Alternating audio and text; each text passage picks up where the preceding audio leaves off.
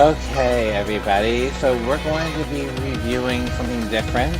Normally, I do not go over these battles too often due to that it's very loud, actually, now that I'm monitoring it. Alright, I think that volume is much better now. So today we're going to be going over the DCGBA Draft League that I haven't gone over before. I've been doing it for a couple weeks now, and it's been really fun. I love playing in this one because it was my first introduction to the draft leagues, and it's a completely showdown-based league, so I don't have to go ahead and build a freaking game or anything. Just to get off from the start, we always do everything with a theme, and this theme we actually had to go ahead and pick a mon from every generation, which I actually did enjoy. The tiering is a little bit different than other draft leagues that I do, but I do enjoy the tier listing also. So let's go ahead and start off with looking at what team was. We all start off by picking what is called Luxury Bonbon, which is our legendary, and there's a select list of legendaries, not every unrestricted legendary in there. So for this one, I chose Latios, which I really like and dislike also because I really wanted Latios. But Latios is a good secondary backup pick because it's still the same typing, still gets boosted by Soul Dew. Nice choice to go ahead and have there. For Kanto, we went with Clefable, and that's one of my 3 Terra captains. With the Steel and Poison type, I have some kind of idea what I want to do with it, but I really like the unawareness of it. Next is going to be Quagsire for Johto, a staple for me whenever I get any drafts and singles, as I always will grab a Quagsire. Very good at going ahead and blocking off attacks. That's going to be Terra, Grass, Ghost, Poison, and Fighting. Milotic, very good bulky pick also. I chose a lot of bulky mods when I did this draft, I noticed. So Milotic for Hoenn is very nice. I'm running more of a weird physical set currently, which we'll see a little bit later, but really nice. Porygon Z, which has gotten me a win in this draft league before, is for Sinnoh. Porygon Z having the normal and fighting Terras, really able to go ahead and focus on getting the stab normal adaptability, but also that fighting adaptability is also going to come in handy for a few battles hopefully inside this league also. For Unova, we got Chinchino, good pick right there, solid, clears up hazards. I'm not really planning to set too many myself at this point. The Chinchino being used to clear hazards is one thing, but then I like the fact that it can just go ahead and get either the Technician boost with loaded dice, and even just go ahead and running with that skill link and getting some good damage off too if I want to do like a Choice Scarf or a Choice Band variant. Trevenant, another Pokemon, it has some good utility use in it also. Going ahead and burning things if I use Will-O-Wisp, Sweet Seed to go ahead and stall out opponents. Harvest to keep on getting Citrus Berry back. We're going to see a nice amount of that also. Toxapex is a good switch in and nice way of getting some toxins and poisons off on everything. We know I love going ahead and playing with poison whenever I'm playing a game. Not really stalling everything out, but really just going ahead and getting that damage off as much as possible. Dragapult was like one of the higher tier mons. I chose a Galar. I was one of the last ones to pick that up. So I will be using that as my main damage point right there. And Iron Moth for Paldea, another high damage point. Going to go ahead and get that Force Drive going off. And yeah, let's start getting ready to look into some battles. I have some actually ready for us. So I'm going to go ahead and do it in a different format. Since this is a showdown battle, I'm going to go ahead and just replay some of these showdown battles instead. And we'll just go from there. So this first battle is going to be up against Christian. It's our first match that we had going on and everything. We see some things that are going on here. Actually, that was not our first match, actually. This one was our first match. So we see already we have Gardevoir, who's putting a lot of pressure against my Dragapult, honestly. Tyranitar is a dark type. I have a couple of dark type weaknesses on here. Actually, 3 of them are weak to dark. Running a lot of sand, blocking everything, blocking special attacks using the Tyranitar and the Ogerpon. So, and then we're going with a Ogerpon that can go ahead and do some good damage. We have Goldango that can go ahead and set up with a Nasty Plat and really start popping off, and then a nice bulky wall and Tentacle also. So overall, a nice amount of bulk. So let's go ahead and rewatch this really quick. So it starts with Tyranitar and Trevenant. I remember specifically wanting to go for a Rain Punch here. This to catch him off guard a little bit, so I know he wasn't really expecting me to get that damage off. But I knew I needed to get out because I felt the knockoff coming right away after that. Tyranitar getting the knockoff. Knocks off my Power Herb. I was planning on using a Meteor Beam Clefable here, and it didn't get to go ahead and pop off. Now, here's where I started trying to set up with Cosmic Power, trying to get the Sword Power boost up going. But unfortunately, when I'm trying to read for poison, I get hazed because they're kind of used to this type of strategy for me now. I feel like I need to change it up. So we're going to go through a nice little weird pause where I'm just trying to constantly set up at the same time as my opponent just really just blocking everything I'm trying to do, like healing and setup and flies. That paralysis also, I think, is going to play a factor into everything. Not mainly for the power that I may do, but just for the fact that I cannot move as fast, nor will I go ahead and get stuck. So I finally decided to give up because I could feel the haze coming again, and I sent out Dragon Pulse instead. This is a Bandit Dragon Pulse, so I want to do as much damage as possible. I do escape the flip turn, and I was like, I barely missed that range for damage right there, which really upset me, but at the same time, I kind of figured that was going to happen. Tyranitar is out now, and we go back to Clefable. I'm just watching these knockoffs keep on coming into Clefable. Clefable is kind of like a dead mon at this point, I believe. Like, I'm just sitting there more to soak up damage, and then I see the Exit Drill, planning for the Sand Rush, get away with the Earthquake. Yeah, so we're just gonna keep on trying to play through this matchup. It's here when I start realizing that I'm starting to fall a little bit behind, and I'm not really too proud of how far behind I fell. But it's just a testament to how well these players have gotten to really know how I'm playing and what I'm doing at all times. So kudos to all of them for just knowing exactly what I would do.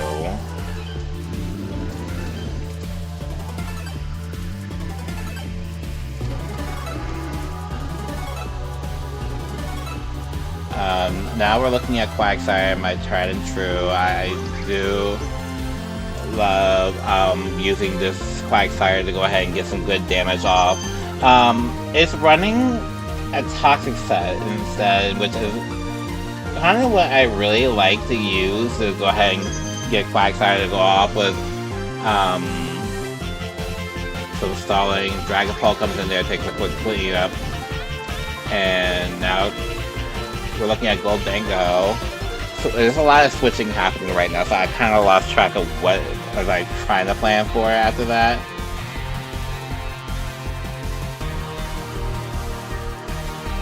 Goldango knocks out Porygon 2, which is what I was really scared of at that point.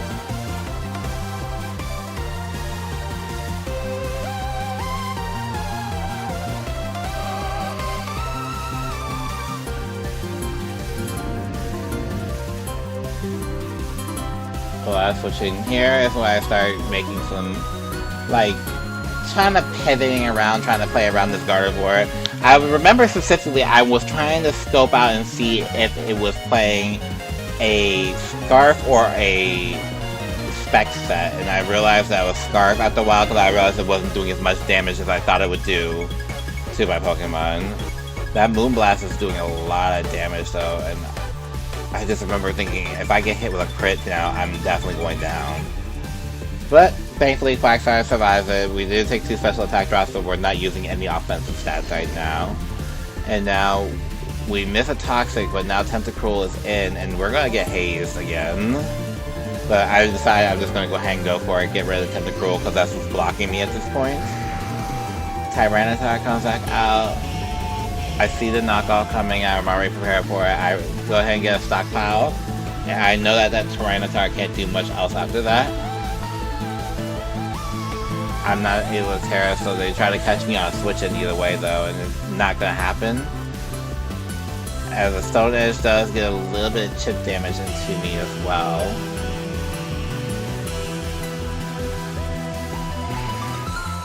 and Excadrill comes out now, and we're going to go ahead and body press into Excadrill, which is going to pop the air balloon, get a little extra damage off. Iron Head popping off, we're going ahead and body press again. So this is why I start realizing I'm kind of back in the lead again, but I allow Gardevoir to trace me, and now I get his Choice Scarf, which was an optimal play for me because now I can send them Latias as a sack and then really just go ahead and start going off against this Gardevoir because it now doesn't have speed advantage on me with my Dragon Pulse. And I just remember thinking, please don't let him realize to switch in that Tyranitar because I'm going to be taking too much damage at one time. And now we're pretty much at the end of this first battle, and we see that Dragapult is the winner of the whole match right here. So, really good plays on that one. We do 2 battles for each opponent, so we're on to round 2, and we see some adjustments going on here. Delphox is to come out and play. We still bring the Ogerpon, the Tentacruel, and the Gardevoir. Sandaconda is one of this opponent's main staples that they bring to every time we go ahead and do a singles draft. It can be very much a menace, and I realized that a little late because I remembered exactly what I was going to do. It wasn't Sandspit, it's actually Shedskin. And then what I'm really curious about is how were they going to use Minior, where we're going to just do the same Shell Smash set over and over again. But at the same time, we've seen value in Minior in this draft league, so I'm really excited to see where we're going from here. So Trevenant gets the lead again, and is going to be leading against Sandaconda this time. Again, I'm thinking that this Sandaconda was going to actually have the Sandspit, but it's actually Shedskin, and I get punished really bad because it immediately cures the burn. Minior comes out next, and I'm thinking, okay, I can't Leech Seed. Well, I can Leech Seed it, but I can't burn it until it gets the shield down. But I'm thinking, I Leech Seed, you're not going to go ahead and stay in here at this point and give me more health back. But we still go for the Shell Smash while I'm going for the Will-O-Wisp, and it doesn't work. Because obviously shields down blocks it. And I'm like, okay, I don't want any parts of this, let me send out Quagsire. It can go ahead and wall whatever setup you have. Take some damage and then soak it right back up with that Leech Seed. Now we get a Stone Edge. You're going for crits at this point, but I don't care about that. And I try to predict a switch again, hence why we go ahead and Toxic it. It does not work. And at this point, I'm like, okay, you're just not going to give up the Minior at this point. Let me just go ahead and recover and try to repivot wherever I need to repivot. But now shields are down, and we have time to go ahead and start thinking about some other options that are going on here. Acrobatics goes in, but they still miss my Toxic. So at this point, I could feel myself getting a little tilted, and again, just watching this. But Ogerpon comes out now. We're going to recover because we thought we were going to take some more damage.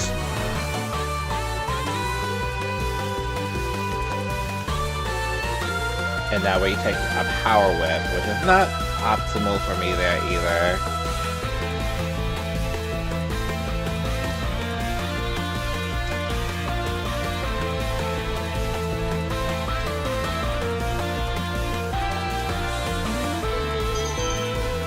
Disable comes in. I'm using my Unaware Mons as best I can right now.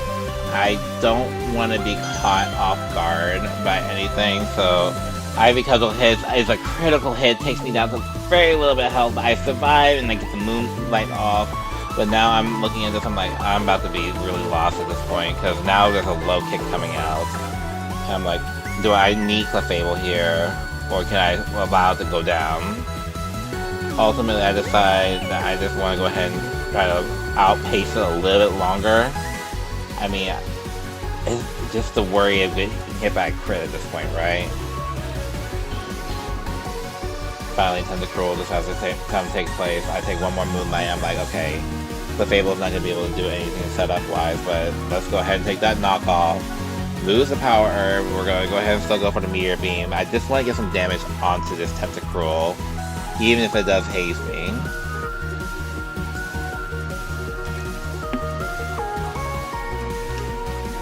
Tentacruel is switched out for Delphox. I kind of know what Delphox is going to do, but I'm still going to bring in Trevenant anyway. I was preparing for Fire move, but Delphox decides that it wants a Terra before it uses the Fire move. I do get to nom nom on my berry and fire off a poltergeist in his place. And then I also get to harvest the berry, so I get to take it one more time. But I don't remember, I don't think this is enough to survive it, so I switched out. And Delphox will go for another flamethrower, but Dragapult survives.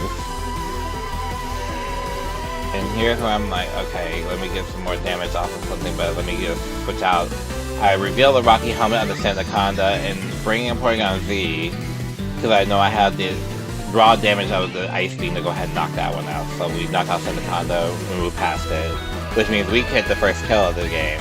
But now I give him Gardevoir with adaptability, and that's so much damage that I'm planning to end up taking.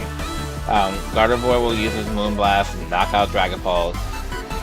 So now I'm at the point where, how do I get rid of this thing? Well, I look at my calcing and I'm like, okay, I could live a Moonblast most likely. Let me do that and fire off a Poltergeist. Knocks out the Gardevoir. So that's one major threat off the board. And now I get to harvest the Citrus Berry again. Delphox comes back out and makes another appearance, so I'm planning for it to knock me out, but instead it nasty flats. So which means I get out Poltergeist again and knock it out again. Got a little greedy there. Minior comes out. At this point I'm like, Trevenant's gonna go down, but let me just switch it out anyway for Clefable. Acrobatics does do some damage to Clefable, not really too worried about that. Earthquake takes a lot of my damage though. And I tried the Cosmic Power thinking that I could get the setup, but I forgot the Earthquake was there. So Acrobatics knocks out Clefable. And I go back into Porygon Z. Scarf Porygon Z is like a lifetime here because I love using this one. It gets so many different options against my opponents. So now Ogerpon comes out. And I'm going to use Quagsire. I'm going to take that Power Whip, I believe. No, it's Ivy Cudgel, but I'm going to take a Power Whip next turn.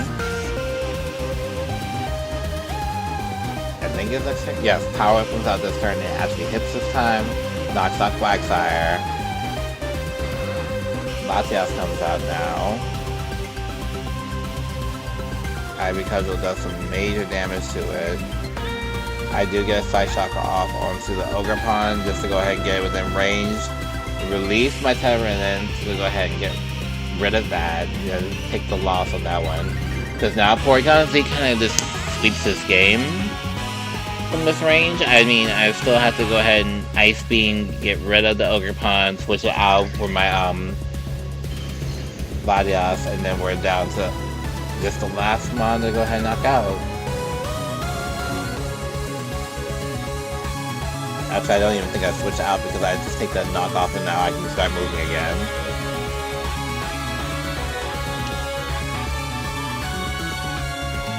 Yeah, Scarf Porygon Z was like the key piece to win this matchup, and I was so mad that I let it go early last time, but now we got to use it the right way. Alright, so that's 2 wins off of that one. So now what we're going to do is go into our other battle, which is against Grog. And it's loading. There it goes. So we have a team where I'm really trying to figure out what was going on with the team building here. I wasn't expecting this per se, because with what the team they had built up, I thought they were going to have Poison Resist like crazy, but there's only 2. So yeah, we're going to see what we're doing exactly. And I don't know how the sound came back on there, but we're just going to keep going. Stealth Rocks goes there. Not professional, by the way. Good job, Brandon. Flip Turn is going through here. We're seeing the Magnet Zone come out.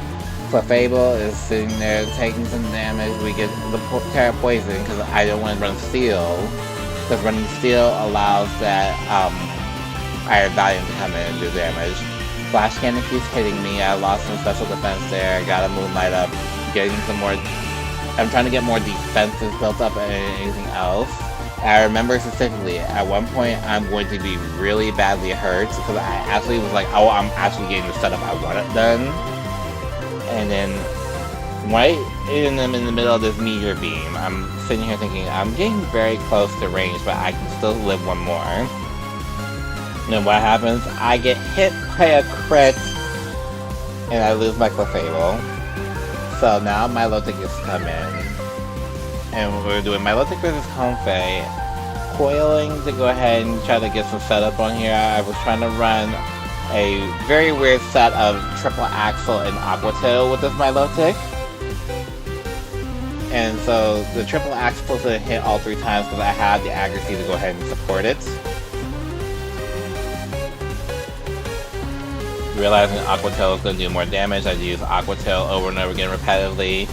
And again, my team is a very bulky team, so even if you get like 1 or 2 setups, you may not be able to knock me out.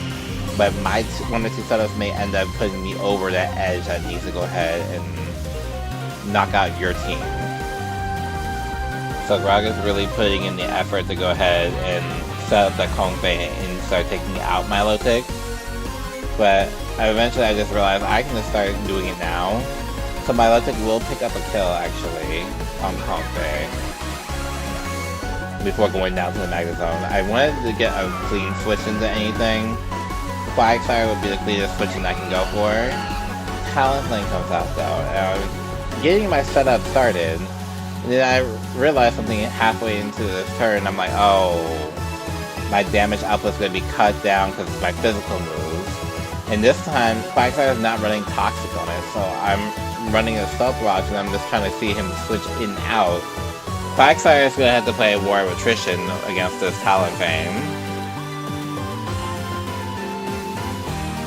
So this is where we're going to get a little bit slower because we're going to be watching the Talonflame Brave Bird slowly kill itself while Quagsire recovers.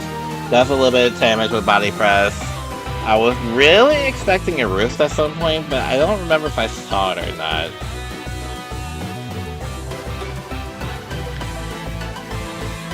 But yeah, as we're slowly watching this happen, we're preparing to go ahead and get into the next part of the game, which is Porygon Z coming in and cleaning up what I need to clean up. Yes, there is a Roost there.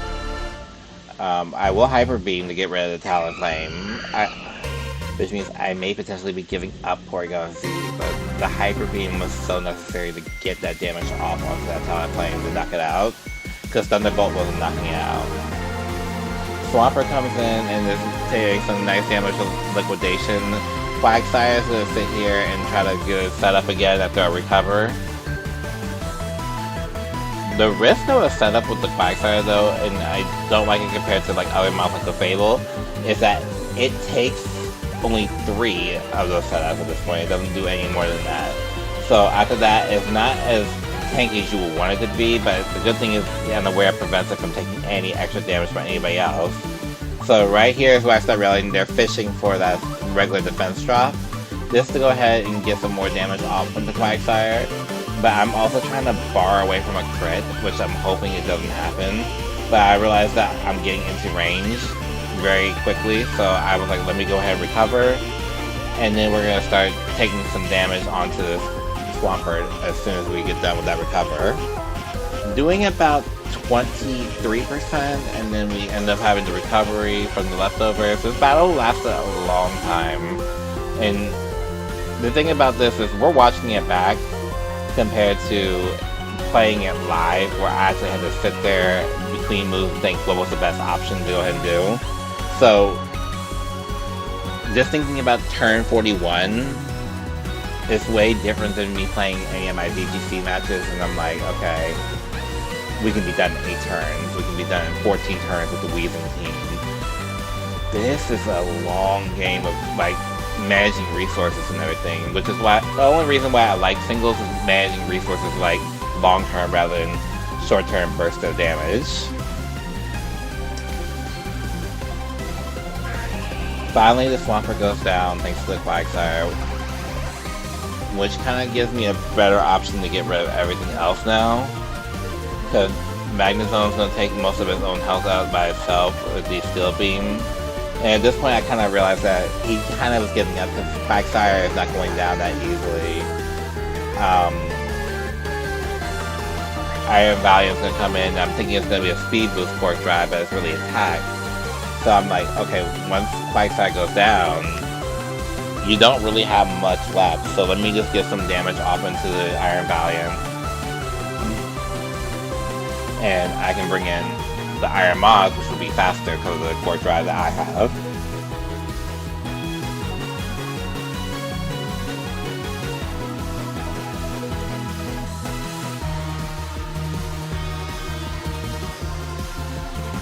Spirit Break knocks out Quagsire. We get Iron Moth to go ahead and go out. We're going to use our speed to go ahead and get a Fiery Dance off. We don't get the boost, unfortunately, but then we have Corviknight coming out, and just the Overheat should be able to take that down.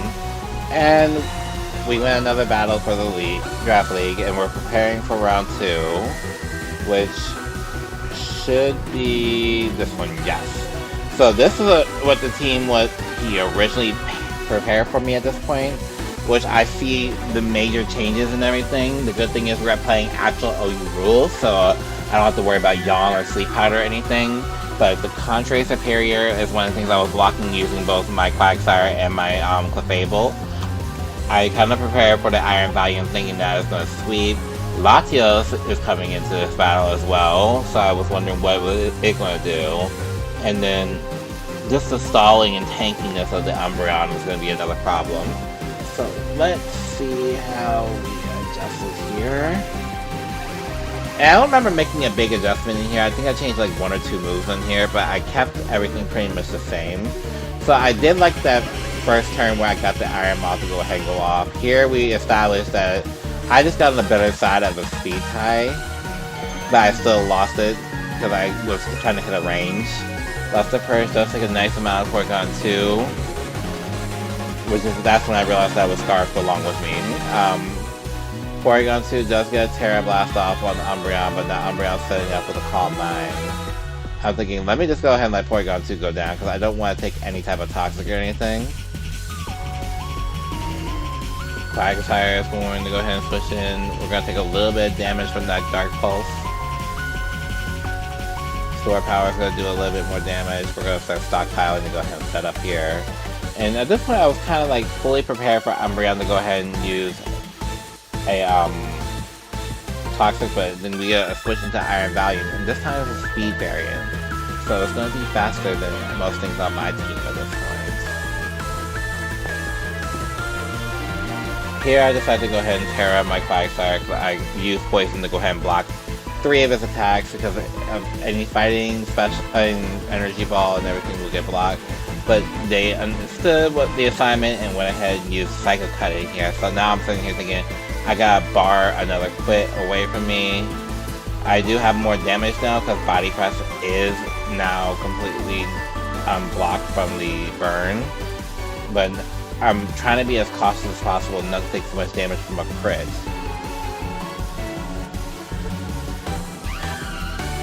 Superior comes out and I'm like, okay, I get a little more damage off onto that Superior. And I'm thinking, what is it about to do? It glares me, which tells me that it's trying to run a a Paraflinch thing on me.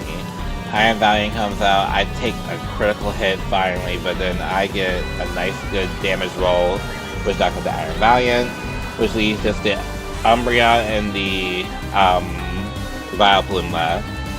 And then here's where I start seeing the idea of the Paraflinch coming off with the Dark Pulse and the Paralysis on me. Because I get 2 flinches in a row, and I'm looking at my health bar, I'm like, I'm getting too close right now.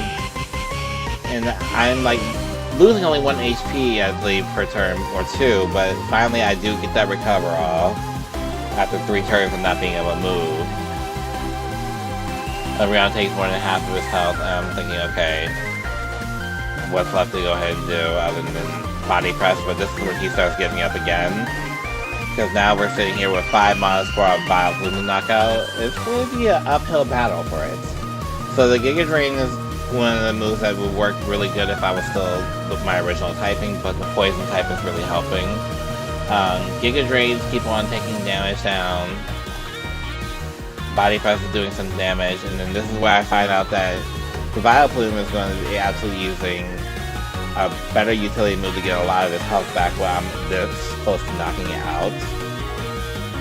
And I just remember thinking, oh no, if this actually is going to happen, I'm going to be sitting here for a while longer. But yeah, overall, I think that it's not bad plays from anybody. I did love everybody's teams and their compositions and how they've been moving around with everything.